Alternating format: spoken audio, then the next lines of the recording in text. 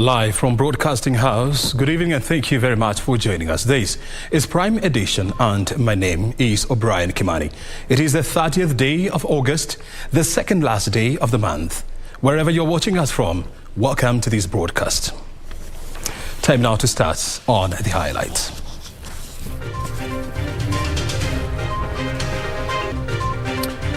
Supreme Court issues scrutiny orders as the 7-judge bench begins hearing the petition challenging Ruto's win on Wednesday.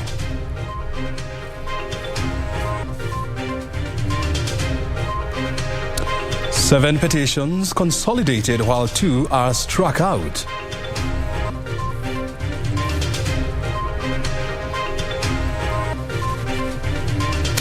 Azimio la Umoja coalition wins majority seats in Monday's election.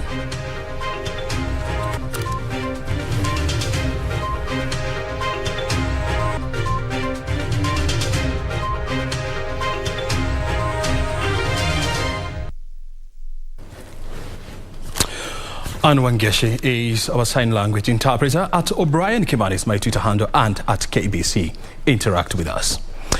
Well, we start straight from the Supreme Court, where the Apex Court has ordered the Independent Electoral and Boundaries Commission to open ballot boxes from 15 polling stations from 4 different counties, which include Nandi, Kericho, Mombasa and Nyandarua. The electoral body has also been compelled to provide access to any servers at the National Tallying Centre, as well as certified copies of reports prepared, and the exercise should be concluded on Thursday, the 1st of September this year. The Supreme Court has ordered the IEBC to open ballot boxes from 15 polling stations from 4 different counties, which include Nandi Hills, Sinendeti Primary and Tinderet Kanmo in Nandi County, Belgut, Kapsusar and Chepkutum in Kericho County, Jomvi, Mikindani, Ministry of Water Tanks, Mvita, Majingo and Mvita Primary in Mombasa County, as well as Jerok, Gavanji and Kiheo Primary in Nyandarua. The electoral body has further been compelled to provide copies of its technology system security policy, comprising but not limited to password policy, password matrix, owners of system administration passwords, system users and levels of access, and workflow charts for identification, tallying, transmission and posting of portals, and any APIs that had been integrated, and the list of human interface and controls for such interventions, subject to any security-related issues thereof. Further orders direct the IEBC to give the petitioner supervised access to any servers at the National Tallying Centre for storing and transmitting voting information, and which are forensically imaged to capture a copy of the Form 34C, which is the total votes cast, provide the applicant with certified copies of penetration tests conducted on the IEBC election technology system prior to and during the 2022 general presidential election, including certified copies of all reports prepared pursuant to Regulations 10 of the Election Regulations. The IEBC is further directed to avail partnership agreements with its technical partners, list of users, trail and admin access to provide clarity on the IEBC systems and their usage for review and verification, subject, however, to any security-related issues thereof. Lawyer Kato Kigen, appearing for the President-elect William Ruto, had asked the court to ensure adequate security to avoid a repeat of the fracas experienced at the National Tallying Centre on the 15th of August. We would like to request that the court takes on board consideration of the issues of security, considering what happened at the National Tally Centre. We direct the Inspector General of Police, in liaison with the registrar of this court, to provide adequate security during the exercise of scrutiny. The Supreme Court has also disallowed 3 ICT officials represented by lawyer Charles Kanjama, who were enjoined as amici curiae in the security or scrutiny of the votes. With the pre-trial conference having been completed, this now sets the ball rolling for the presidential election petition hearing, with the judgment expected on the 5th of September. Serafina Robi for Prime Edition. It is that season of hearing big words from the learned friends, words like mandamus or even amicus curiae. Which word is next? Well, we wait to see. The Supreme Court has consolidated 7 petitions disputing the declaration of William Ruto as president-elect into one with 9 key issues to be determined. The court will now determine whether the technology deployed by the Independent Electoral and Boundaries Commission met the standards of integrity, verifiability, transparency, among others, and deliver its judgment on Monday, the 5th of September. Presidential petition pre-trial conference seeking to challenge the election of William Ruto as president-elect kicked off on Tuesday, with the court seeking to consolidate all issues raised to match the strict timelines. 7 petitions were consolidated with 2 struck out. All those petitions raise similar issues and seek similar orders. Therefore, we order that petitions numbers E001, 2, 3, 4, 5, 7, and 8 of 2022 be and are hereby consolidated. The 2 are the one filed by politician Moses Kuria and the other by musician cum politician Reuben Kigame. Kuria was seeking dismissal of the suit by Raila and Karua over alleged election malpractices. Kigame, who was disqualified from contesting the 2022 presidential elections, was pushing for a declaration that the presidential nomination and clearance of the 4 presidential candidates was null and void, and that IEBC violated his rights.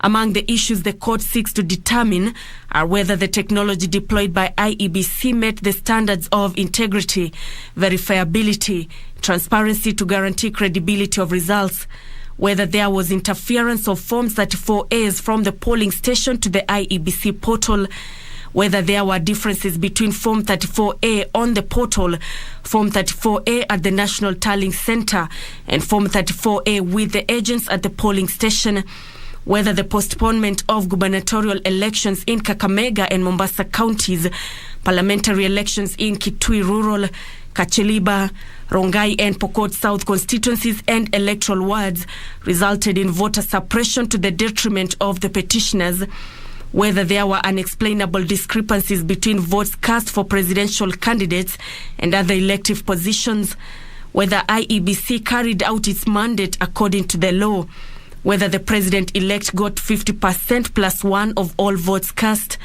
whether there were irregularities and illegalities of such magnitude to affect the final result of the presidential election, and what reliefs and orders can the court grant or issue. The court has until Monday, the 5th of September, to deliver a verdict. Nancy Okware, Prime Edition. Just remember, our team is prepared at the Supreme Court and, of course, here inside the Broadcasting House to bring you unrivaled coverage of the Supreme Court hearings from tomorrow. So do keep it right here. Well, still with the Supreme Court, and the Apex Court has struck out the notice of applications and pleadings filed by Isa Mansour, representing the 4 IEBC commissioners, Juliana Cherera, Irene Masit, Francis Wandera and Justus Nyang'aya. In a ruling read by Justice Philomena Mwilu, the Supreme Court judges unanimously asked IEBC to internally resolve the legal dispute, saying the Supreme Court cannot be dragged into any dispute as to the legal representation of the IEBC. On Tuesday, 2 factions of lawyers appeared before the Supreme Court, each claiming to legitimately represent IEBC in the petition challenging the presidential elections declared by Commission's chairperson, IEBC Chairman Wafula Chebukati, Commissioners Boya Molu and Abdi Gulie in one faction, being represented by Senior Counsel Githu Muigai, Eric Gumbo and Kamau Karori. Justice, maybe this would be a good time to give directions on how we should proceed on this rather irritating and irrelevant matter that has been raised when it is quite clear that the record speaks for it. The 4 dissenting commissioners, who include IBC Vice Chair Juliana Cherera, Irene Masit, Francis Wandera and Justus Nyangaya, on the other end being represented by Senior Counsel Paul Muite and Issa Mansour in the presidential petition. I am instructed by the Independent Electoral and Boundaries Commission to appear for it on the basis of a resolution by 4 commissioners, and I appear with my colleague Issa Mansour. We managed to file our responses to those applications, so we will abide by the directions given by the court, because we had filed all our responses on behalf of the commission as directed by the commissioners. Both factions seeking to be recognized as legitimately representing IEBC. We have stated in our pleadings that we are legitimately representing the commission. Our colleagues have filed the pleadings on the basis of instructions, I believe, by the CEO, who we say the CEO implements instructions from the commission. The commission is a corporate entity. In the absence of consensus, decisions are by majority. It is not the work of the commissioners of IEBC, whether in majority or in minority, to procure any services. That flies totally in the face of the procurement law in this country.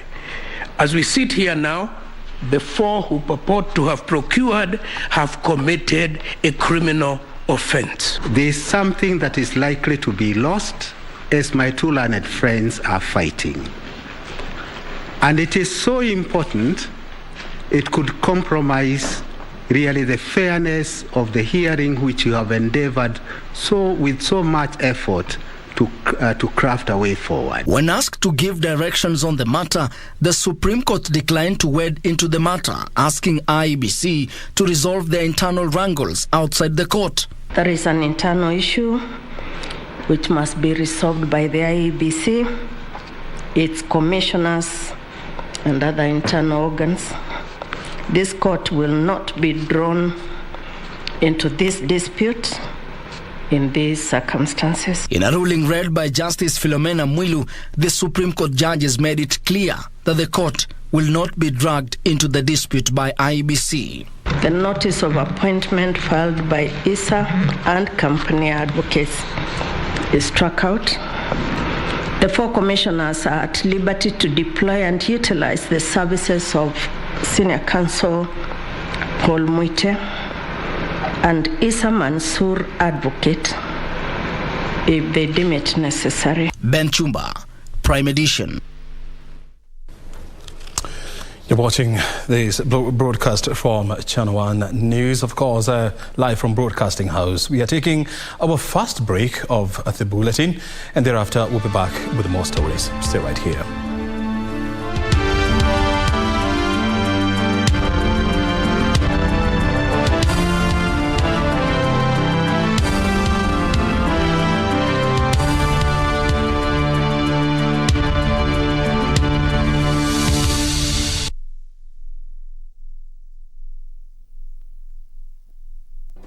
Do you have a news story to share with KBC? Get in touch swiftly on email news@kbc.co.ke or call 0723-892-654 or 0734-780-124. Kupata Zaburi 18 mstari wa pili, dial star 811 star 817 hash. Mwenyezi Mungu ni mwamba wangu, ngome yangu na mkombozi wangu, Mungu wangu, mwamba wangu ninayemkimbilia ninapohitaji kuwa salama. Zaburi 18 mstari wa pili. Zaburi 18 mstari wa pili, dial star 811 star 817 hash. Star 811 star 817 hash.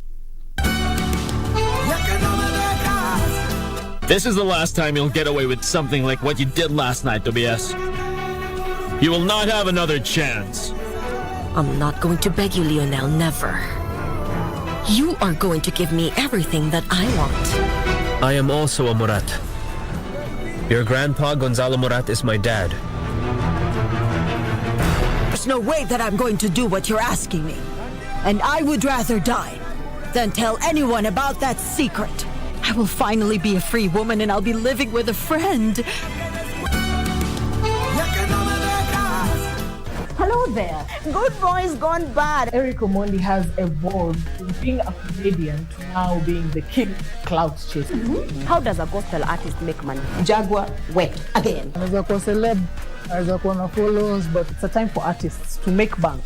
Yes. How is your relationship with Zari, considering that she dates young? These are accessories. They do not make... Slap the guy. Yo, what's up? My name is Ted Josiah. Mashallah. You sing about serious issues, it will not trend. If you sing about Adhiambo C. Now. Bahati hata kuwa na machozi. Willy Paul ndo alikuwa anatoa machozi. For your beat these boys with stones, let's all be logic. Yesu ashukangi chini analeta pesa. Musicians are missing the point. Do we sip water? You are watching Pop Culture with Adhiambo with a Y.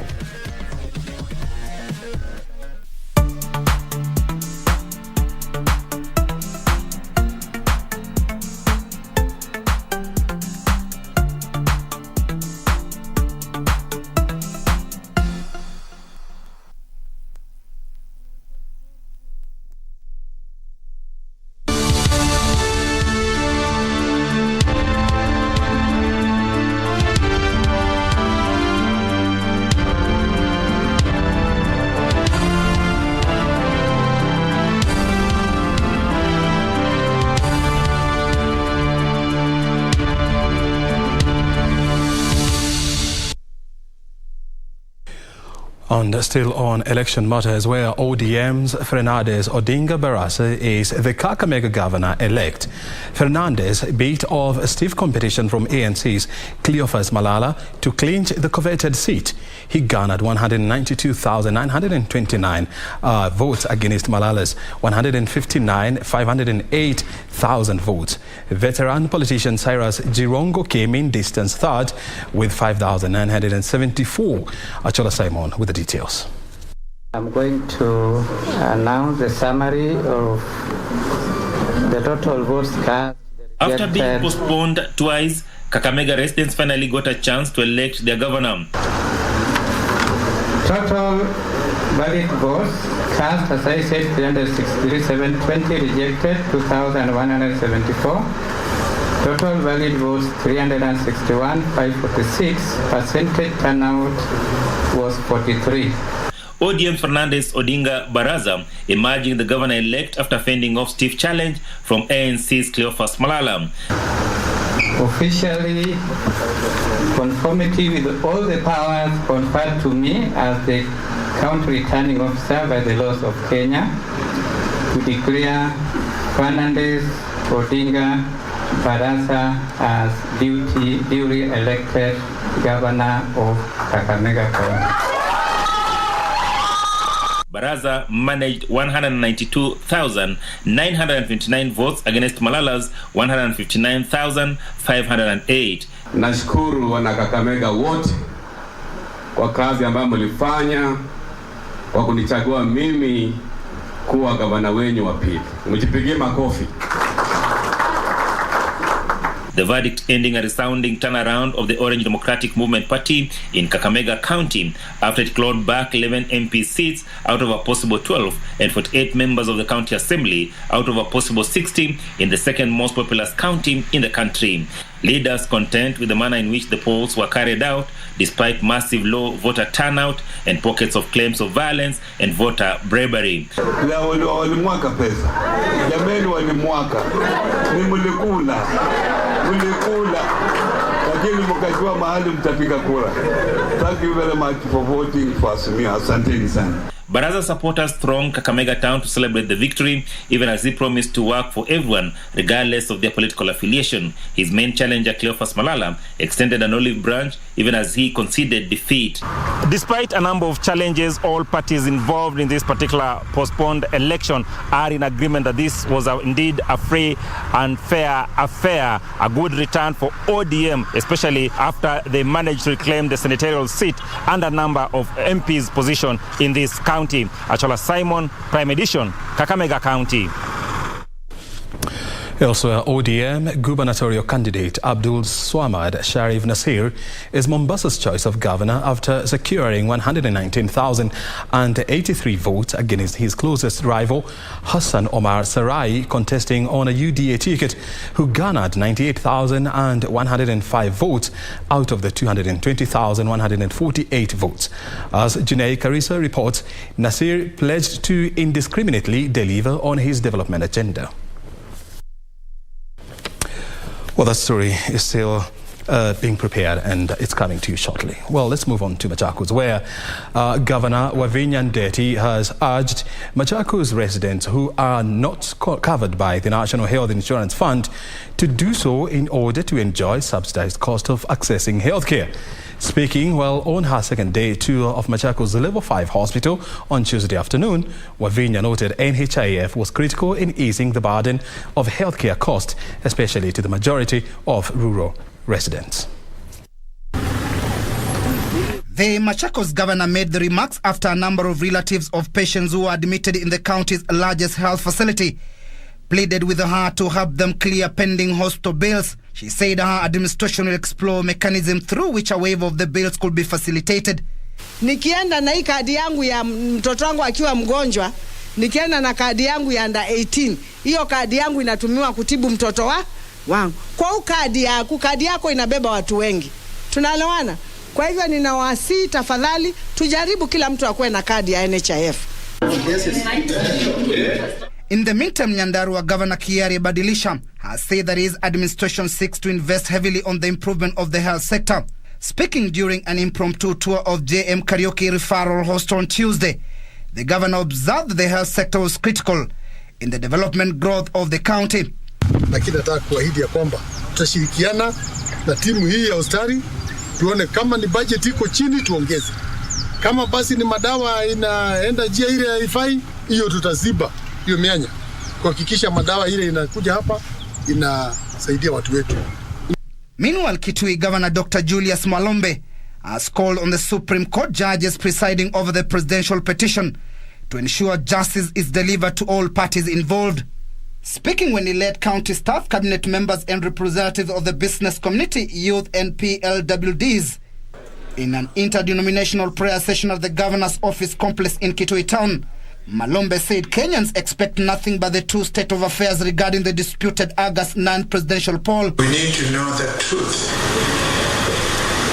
not necessarily for his own sake, but for the future of this country, for posterity. And Migori Governor Achilo Ayako has read a riot act to county staff absconding duty and maladministration. Ayako, who reported to work for the first time since he took over as the county boss, said his government will not condone any form of incompetence or lethargy. We have been mandated by the public to effect changes swiftly and efficiently, and we will not allow our servants to stand on the way. If they stand on the way, we'll get them out of that way. Timothy Kipnusu for Prime Edition.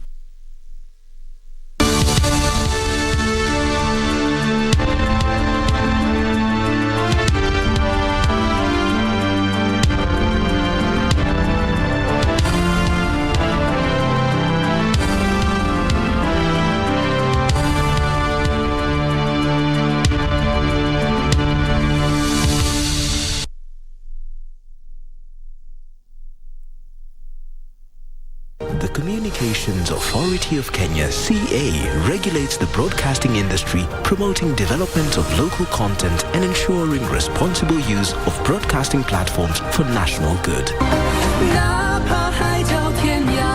I can't remain here. Don't search for me. Suzanne told me if I jumped into it, I'd go back to where I belonged.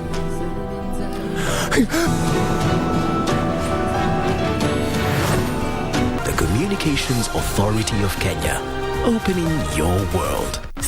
Songea tukupashe na zile ambavyo vitakupa tabasamu tosha. Hana mapenzi wala mahaba, mtoto mbaya sana huyu. What did you just say? Sio tamthilia tu. And why you're saying that Ni tamthilia tosha. Alinishika hivi. What? Sio burudani tu, ni burudani tosha. It is the day that the Lord has made. Na sinema bomba. Enda kabisa kama uelewi kitu inafaa uelewe. Na mada za kusisimua. KBC Channel 1, shirika la utangazaji Kenya.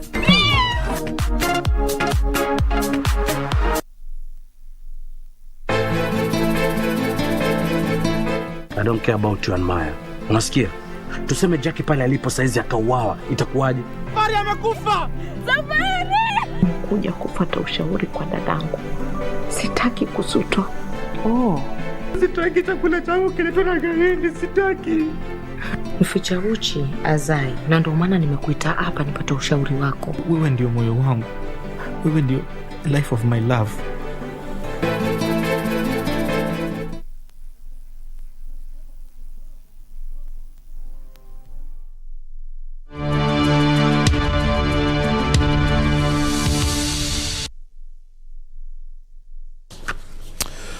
Welcome back, and the Mombasa story is ready now, and let's now take you to Mombasa.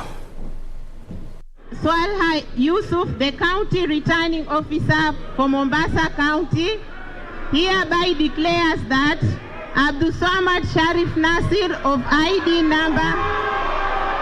The pronouncement by Mombasa County Returning Officer Swalha Yusuf on Tuesday afternoon ushered in a new reign of power for the coastal town after heading to the polls on Monday. And 83. Abdul Samad Sharif Nasir is the governor-elect of Mombasa County, who will be succeeding outgoing Governor Hassan Joho, who was in office for 2 terms. Ushindi tayari tunao. Sababu za kuwashinda tulikuwa nazo na ushindi tukaupata. Wapende, wasipende, wakubali, wasikubali, gavana wa Mombasa ni Abdul Samad Sharif Nasir, contesting on an ODM ticket, garnered 119,083 votes in the Monday mini polls after beating his closest rival across the 6 constituencies. Nimemwambia ndugu yangu Hassan Ali Joho, the projects that he started and initiated, it is my role to finalize on those projects. Pali kulikuwa na makosa turekebishe. Hassan Omar Sarai was flying the UDA flag in the contest, came in second with 98,105 votes. Sarai is yet to concede.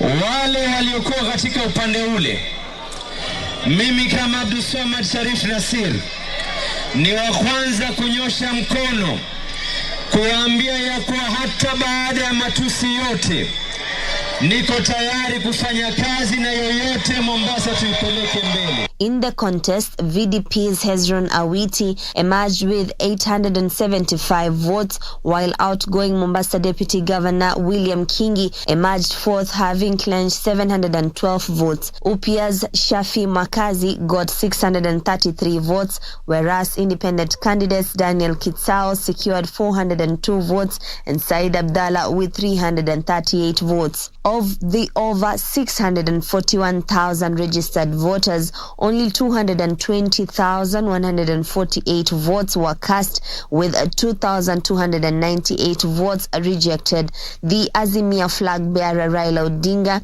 Nyali Member of Parliament Mohammed Ali, and former Nairobi Governor Mike Sonko are among leaders who have sent congratulatory messages to the former Mvita legislator who represented the people of Mvita for 10 years. Juni Karisa Mbele from Mombasa County.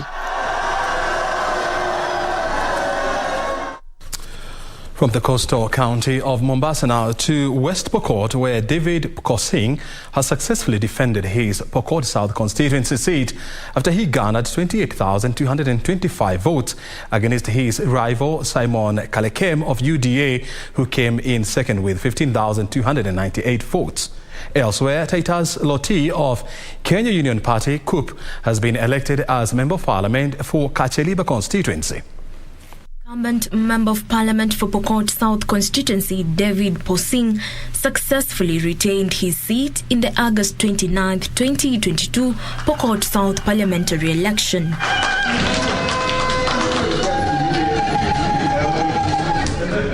The Kenya Union Party candidate garnered 28,225 votes out of the 46,200 cast votes in the constituency. His UDA opponent, Simon Kalekem, came second with 15,298 votes. Independent candidate James Lopoyetum got 2,677 votes. This will be Kosing's second term as an MP for Pokot South. He first joined the National Assembly on Jubilee Party ticket in 2017. In the neighboring Kacheliba constituency, Titus Lote of the Kenya Union Party was elected as the new Member of Parliament, beating the incumbent Mark Lomunokol of the United Democratic Alliance Party, with John Lokitare of KANU coming in third. The KUP candidate got 20,073 votes, while the incumbent Mark Lomunokol of UDA garnered 17,963 votes. KANU's John Lokitare managed 1,346 votes. 39,382 voters cast their ballots in the Kacheliba parliamentary election. This represents a voter turnout of 77%. The total registered voters in Kacheliba were 51,146. Reporting for Prime Edition, I'm Jacqueline Masharia. On now to Kitui County, where David Mwalika of Wiper Party successfully retained his seat as Kitui Rural Member of Parliament on National Assembly after garnering 19,745 votes out of the 30,089 votes cast in the constituency. He beat his opponent Charles Nyamai, a former MP who was vying under a UDA ticket. Nyamai garnered 10,178 votes. Constituency returning officer hereby declare that David Mwalika Mboni of ID number 44-15-798 has been duly elected as a member of National Assembly for Kitui constituency. It was a joyous moment for David Mwalika, who was re-elected as Kitui Rural Member of National Assembly. Mwalika, who was vying under a Wiper ticket, garnered 19,745 votes out of 30,089 cast votes in the constituency. He beat his opponent Charles Nyamai, a former MP who was vying under a UDA ticket. Nyamai garnered 10,178 votes. Rejected ballot 166. Percentage of voter turnout 54.71%. Joyous Mwikali promised to work to deliver his manifesto to the members of his constituency. But I want to assure the people of Kitui Rural, I'm going to serve them better than the last 5 years. Mwalika will now be serving as a member of National Assembly for the second term after he beat Nyamai in 2017 general elections. Na mbunge wetu hapa hivi nataka tusaidie watu wa mama hapa soko, vijana hapa hivi, watu wa nduthi hapa hivi wasaidiwe, wajengewe store lingine kubwa. Naona manduthi zingine hapa hivi hakuna hadi kwenye wanaweka hizo nduthi zao. Sasa wanataka hadi watujengee place Kenya tunawezeka nduthi. Bara inaenda Ngamione Primary School. Tuwekewe stima, transformers zimekwama asifanyi. Atutengenezee barabara, alituahidi kwamba atatu nini shule ataweka fence, ataweka chini na tunini maji borehole. Kitui Rural Constituency, which was established and gazetted in 2012 by IEBC, has 55,000 registered voters. It is one of the 8 constituencies of Kitui County. Reporting for Prime Edition, I'm Elvis Otieno. Still on electoral matters, and Frederick Mubishi of United Democratic Alliance has clinched the Nyaki West Ward seat in Meru County after garnering 2,026 votes. In Nairobi's Embakasi South constituency, independent candidate Francis Kiragu got 2,098 votes to win the Kwajenga Ward MCA seat. United Democratic Alliance has clinched the Nyaki West Ward seat in Meru after its candidate Frederick Mubishi garnered 2,026 votes. Kirima Frederick Mubishi of ID number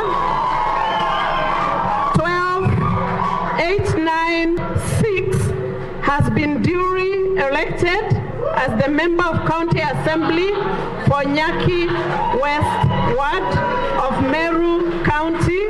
Lewis Kithinji of DEP, which is popularly known as Mbus, followed closely with 1,976 votes, while independent candidate Hilary Mugambi had 1,968 votes. Independent candidate Joseph Moria garnered 1,944 votes. Speaking after being declared the winner, Mubishi called on his opponents to support him. Wenye tulikuwa tunashindana na wao, pia nimewashukuru kwa sababu tumekuwa na mashindano yenye ilikuwa na nidhamu na kampeni zetu, na hiyo safari yote tumeenda yenye nafaa na hatujaikuwa na vita, hatujaikuwa na shida yote, na Mungu awabariki na tutaendelea kufanya kazi pamoja. I do hereby declare that Kiragu Francis as the newly elected county assembly member of Kwajenga Ward. In Nairobi's Embakasi South, independent candidate Francis Kiragu got 2,098 votes to win the Kwajenga Ward MCA seat. Francisca Kwamboka of UDA came second with 1,344 votes. The people of Kwajenga have spoken on their own without depending on a political party, neither on a tribal line. And we are more than ready to work as a team. To my fellow competitors, it was a fair game. Elections in the two areas were among the 8 postponed on August 9th. Away from politics now to diplomatic issues, where Foreign Affairs Cabinet Secretary Ambassador Rachel Omamo has reiterated the government's commitment towards supporting the United Nations office at Nairobi. The ambassador spoke during the opening of the Government of Kenya United Nations Service Centre, which is dedicated to attending to the needs of United Nations staff in the country. The staff will be able to enjoy various government services. The centre was necessitated by the need to centralise government services for the staff here in the country. Also present during the opening of the centre was Interior Cabinet Secretary Dr. Fred Matiang'i, who assured the staff their security is a top priority. Those who have been in the country for over 7 years will be awarded Kenyan citizenship upon request.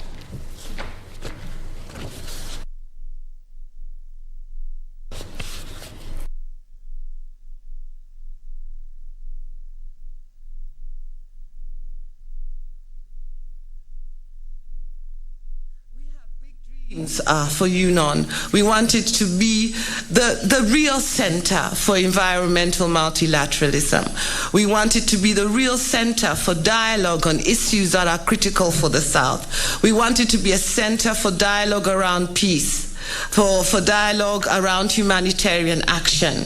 We want it to be a strong place for the UN to engage. We give you quality services, and you will never ever again have to worry about small things like visas, passport stamping, number plates, logbooks, and those kinds of things. We will sort them out right here. And all these colleagues we are putting here, we have appointed senior officers who can make decisions here, who don't have to, keep calling their seniors. But if there's anything that requires intervention of the seniors, the directors who are here, the heads of the agencies, are properly prepared and properly briefed to ensure that they provide backup services.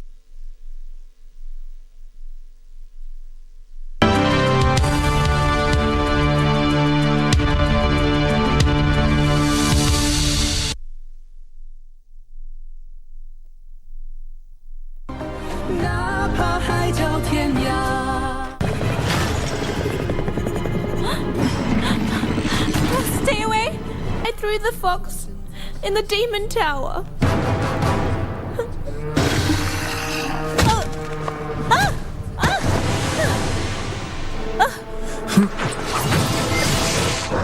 You're going to be my wife soon. And once that happens, no one will dare question you. Genova is planning to marry the human girl. And he's refusing to marry Suzanne.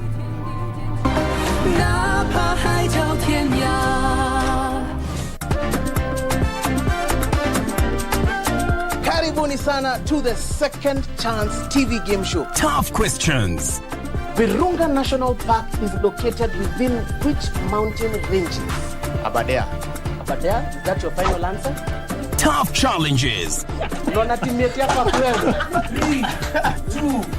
1, go! It's a survival for the smartest. 10 seconds to go. Who is the current president of Malawi? Jakaya Kikwete. Wrong answer. That is the wrong answer. Does it border to the east? Nakuru. Nakuru County. Nakuru County, you get 2,000 bob. Premiering soon on Channel 1.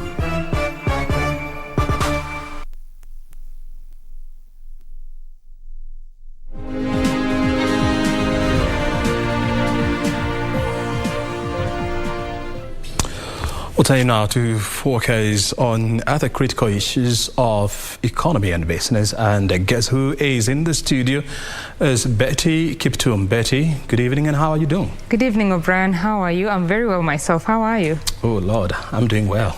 That's great. I know you want to tell us something about the new generation number plate. Yes, quite interesting. Actually, the government is about to roll out, or is starting the rollout of new plates to ensure that security is enhanced, vehicles can be traced from the time they enter the country to the time they die, actually.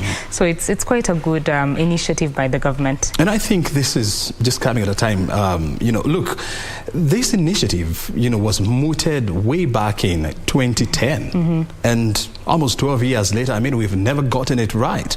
So I hope we'll get it right this time around. Let's hope we do get it right. Well, let's get into the latest in the business news now. My name is Betty Kiptum.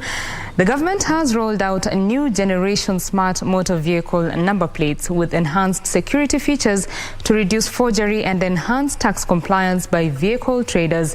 Interior Cabinet Secretary Dr. Fred Matiang'i says the new generation smart number plates to be rolled out within the next 18 months will have holograms, watermarks and laser markers that will aid in stopping motor vehicle fraud and theft.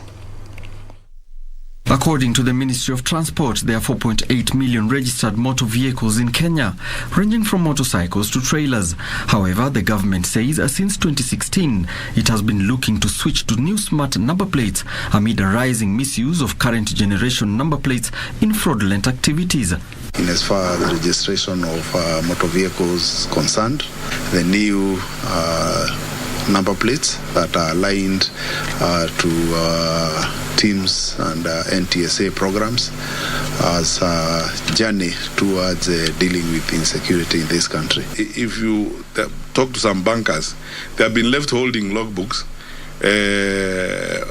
of vehicles that are essentially registered in a fake manner.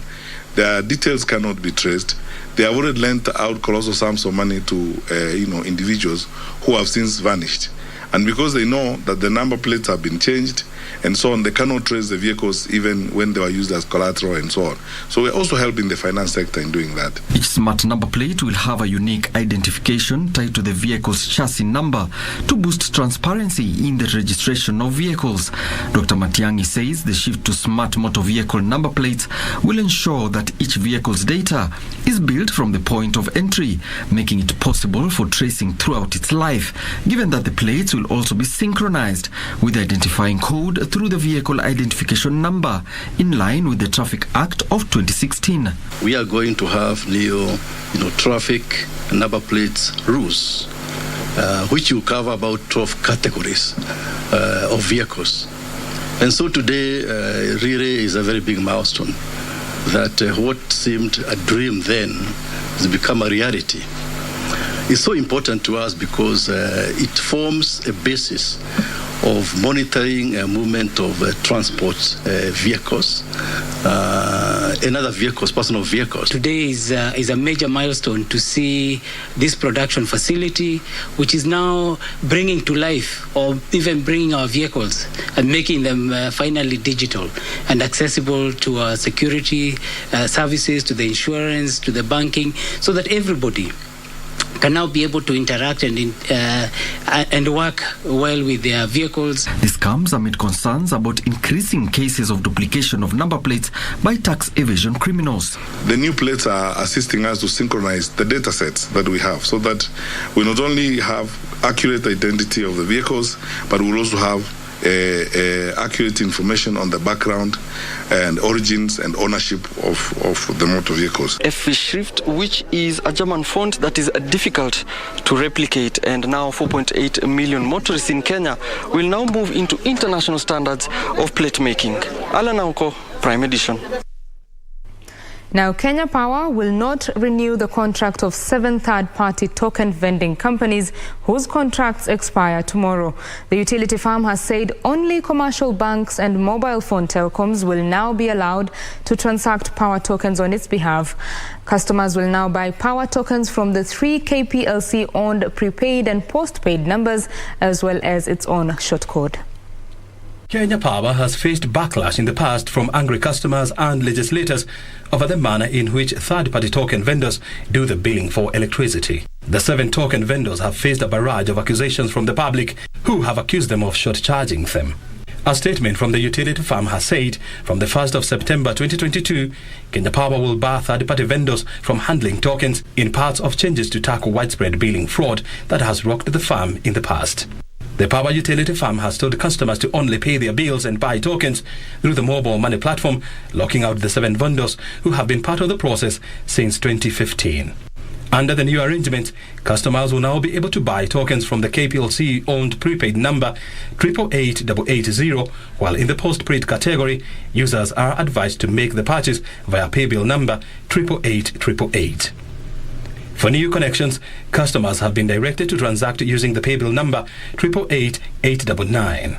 KPLC customers can also purchase tokens or pay their bills via USSD code *977#, a statement from the utility firm read. The 7 affected vendors are African Vending System, WebTribe, Digital Leo, Dynamo Digital, Lexco One, Professional Digital Services, and Cven. O'Brien Kimani for Prime Edition. And the Kenya Ports Authority has set up a dedicated livestock bay at the port of Lamu that will act as an inspection zone for exports. Officials say they want to leverage on the proximity of Lamu to northern parts of Kenya and the Middle East market to increase livestock exports. Early this year, Kenya resumed direct live livestock exports to Oman after a 16-year break. So far, 40,000 live animals have been exported through the port of Mombasa to Salala Port in Oman, with the livestock keepers earning 200 million shillings from the shipments. To increase exports, the Kenya Ports Authority has set up a dedicated livestock bay at the port of Lamu that will act as an inspection zone before exports. The port's management say they want to leverage on the port of Lamu proximity to northeastern and the Middle East market to increase livestock exports. Kenya was expecting to ship another live animal consignment to Oman in June this year, but the vessel that was to ferry the shipment capsized at the port of Suakin in Sudan, with 15,000 sheep destined for Saudi Arabia. Kenya signed an agreement with Oman to export live animals and livestock products to the Middle East, with Kenya estimated to have a potential to export 500,000 livestock to Oman annually. Last year, Kenya exported 381.4 metric tons of sheep and goat meat to Oman, worth 210 million shillings. Earlier this year, Kenya missed its milk export quota to Oman that was blamed on pasture challenges. Benson Droba reporting for Prime Edition. And housing finance has swung into profitability, posting a 62.3% profit in the half-year period to June this year. The mortgage lender says profit before tax was up 62.3 million shillings in the first half of 2022, 120% growth from a loss of 318.1 million shillings in June 2021. The lender says net interest income grew to 1 billion shillings, which is an 11% growth. The bank has been facing headwinds in the last 2 years due to the slow uptake of housing units occasioned by the COVID-19 pandemic. Housing Finance Group Chief Executive Officer Robert Kibara attributed the enhanced performance to the turnaround strategy focused on a diversified business model and robust risk management framework. Non-performing loans portfolio reduced by 11% on the back of aggressive credit quality initiatives. This paved way for an asset reallocation phase that has seen the yield on interest-earning assets increase by 30 basis points, resulting in an 11% rise in net interest income. Seen over the first half of the year is first of all strong income growth. So our total income has grown by 22%, driven primarily by growth in NFI, 54%. And also we have seen net interest income go up by 11%. The lender has instituted a new revenue frontier in project management, which has pushed up the growth of other income by 131 million Kenya shillings, a 92% rise. New revenue streams are projected to sustain the group's profit trajectory going forward. Also seen a reduction in costs while we continue to deploy our costs from non-productive areas to productive areas.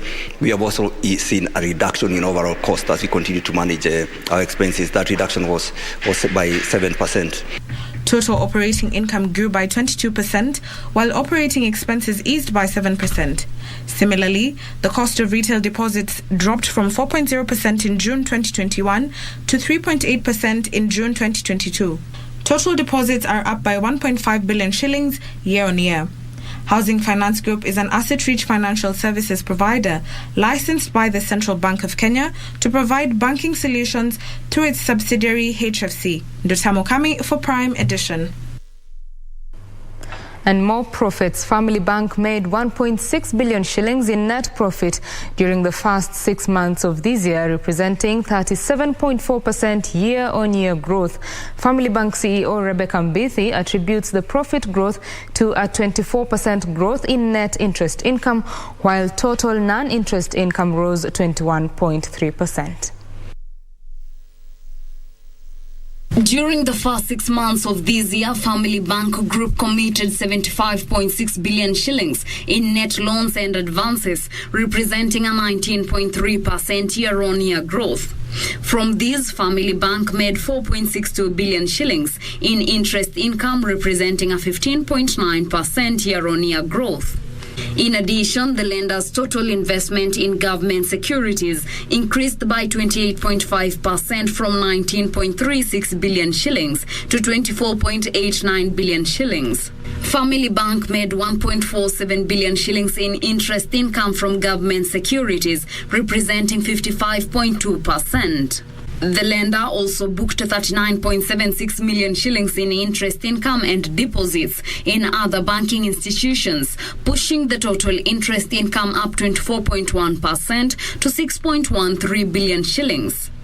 During the period, Family Bank booked 1.85 billion shillings in total non-income interest, representing a 21.3% year-on-year growth. On the other hand, the total operating expenses marginally increased from 3.58 billion shillings to 3.61 billion shillings. The stock of gross non-performing loans and advances marginally increased from 10.8 billion shillings to 11.78 billion shillings. This saw the lender reduce the loan loss provision by 41.7% to 358 million shillings. However, the net non-performing loans exposure increased 46.1% from 505 million shillings to 738 million shillings. Despite the 37.4% increase in net profit, Family Bank's earning per share reduced from 83 cents to 56 cents per share on account of deterioration of fair value changes in available for sale financial assets from negative 101 million shillings to negative 889 million shillings. This pushed down the lender's comprehensive income for the period from 1.07 billion shillings to 723 million shillings. Reporting for Prime Edition, I am Teresa Mutai. Teresa Mutai's story there brings us to a close of the business news this evening, but sports news is coming up with Karen Kibet right after a short break. From the business desk, my name is Betty Kiptum. Do have yourself a lovely night. Bye-bye.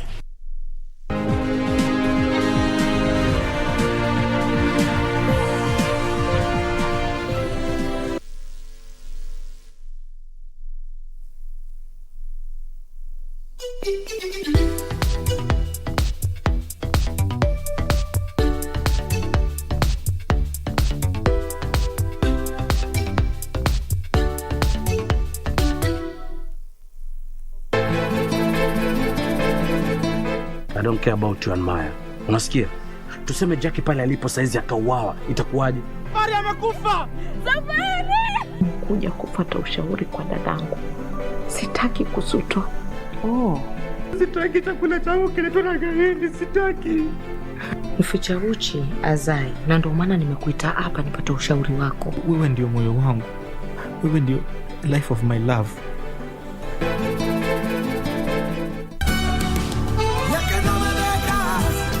This is the last time you'll get away with something like what you did last night, Tobias.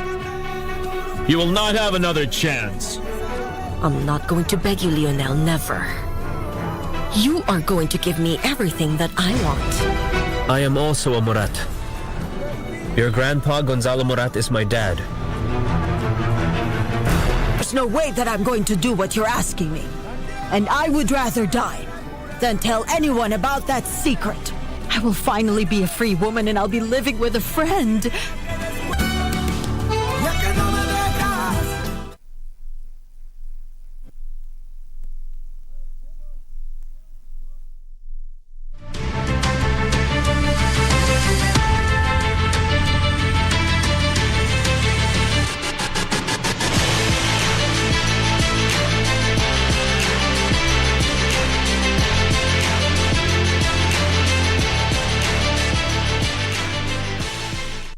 Thank you for keeping it KBC Prime Edition. Let's now delve into sports matters. My name is Karen Kibet.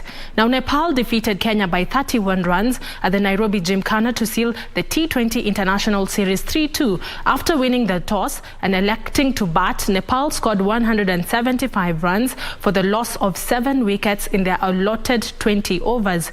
Mala's top scored with 59 runs, while Roti Podel added 47. Raj Patel, Shem Ngoje and Nehemiah Odhiambo took 2 wickets each for Kenya. In reply, the hosts scored 144 runs for the loss of 7 wickets in 20 overs, handing Nepal the 31-run victory. Nehemiah Odhiambo topped the scoring with 37 runs, while Ifran Karim scored 28. Sandeep Lamishan and Basir Hamad took 2 wickets each. The team now focus on the 3 one-day matches scheduled for Friday, Saturday and Monday.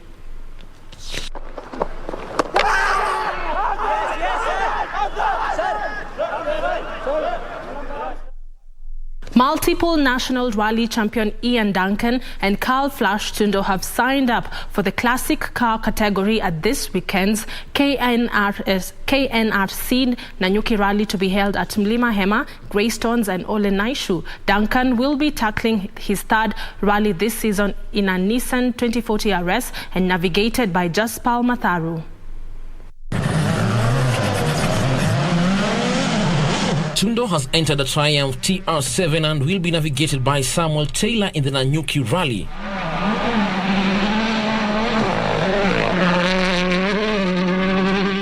Also in the classic mix is Shakil Khan and Piers Daikin. Daikin is Kenya's multiple co-drivers champion with Lee Rose. He will be racing his home rally behind the wheel of a Datsun 280Z.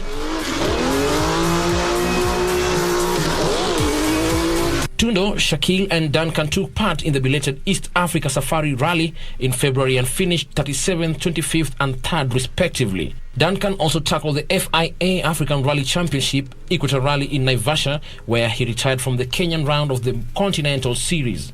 Meanwhile, Shakil's navigator Asad Mughali is looking forward to his second ever Nanyuki outing with his driver. The Nanyuki Rally will start and end at Greystones, which is also the venue for the service park and rally headquarters. Scrutineering and reconnaissance shall take place on September 2nd, paving the way for action on September 3rd. 3 stages will be repeated twice for a total of competitive mileage of 153.04 kilometer distance. For Channel 1 Sports, this is Eddie Makina. The annual Concord Elegance motor vehicle competition will be making a return this year after a 2-year hiatus caused by the COVID-19 pandemic. The competition, which brings together prestigious vehicles displayed and judged, will see about 50 vehicles enter this year's competition, set for the 25th of next month at the Ngong Racecourse. This year's event will be making the 50th edition of the competition, supported by Kenya Breweries Limited and the Alfa Romeo Owners Club. About 30 international competitors are expected to enter their cars this year, with more than 10,000 fans also expected at the competition. The competition, which brings together prestigious vehicles displayed and judged, will see about 50 vehicles enter this year's competition, set for the 25th of next month at the Ngong Racecourse. And we are really looking forward to this. We are very confident that this partnership will be a fruitful one, and we look to make further inroads into the light drinkers and hope grow the category. This year's event will be marking the 50th edition of the competition, supported by Kenya Breweries Limited and the Alfa Romeo Owners Club. The centerpiece of the event is the judging of 70 vintage and classic cars and 40 vintage and classic motorcycles, so 110 entries. We limit the entry numbers to that number because of the time it takes to get quality judging. A vintage car is one that has been made in December 1930 or earlier. About 30 international competitors are expected to enter their cars this year, with more than 10,000 fans also expected at the competition.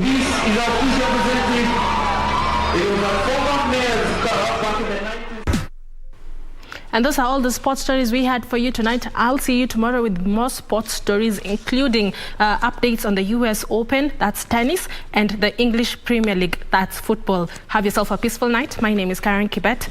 I now hand you back to my colleague, O'Brien.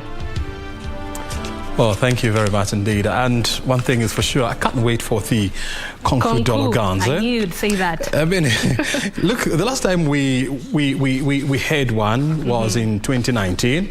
Of course, in 2021 we never had. In 2020 we didn't have it because of COVID-19, and of course last year the same thing.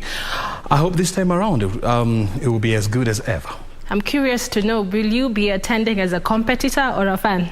Well, I've always attended as a fan, but I don't mind, of course, attending as a competitor. But of course, you know, you need a machine for you to do that, not just a simple machine. It's a real machine.